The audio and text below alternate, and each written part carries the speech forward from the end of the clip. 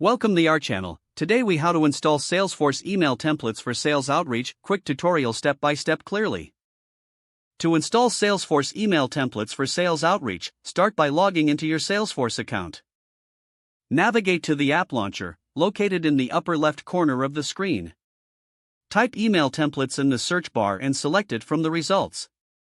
Click on the New Template button to create a new email template. Choose the type of template you want to create, such as text, HTML, with letterhead, or custom HTML. After selecting the template type, click Next to proceed. Enter a name for your email template in the template name field. Fill in the email template unique name field, which will auto-generate based on your template name. Optionally, add a description for your template to clarify its purpose.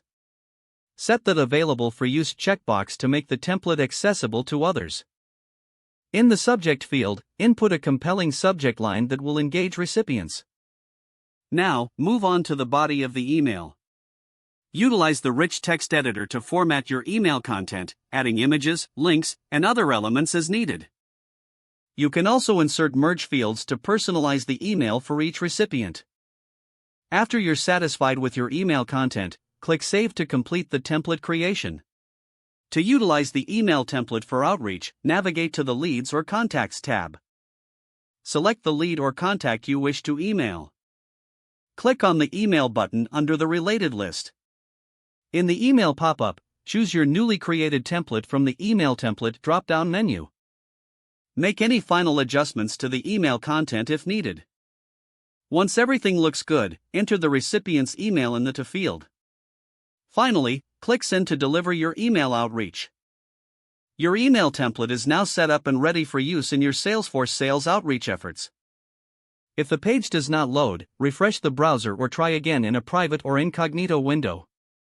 Make sure you are using the correct email address, then retype it carefully to avoid small typos. If your password is not accepted, use the Reset option and create a new strong password you can remember.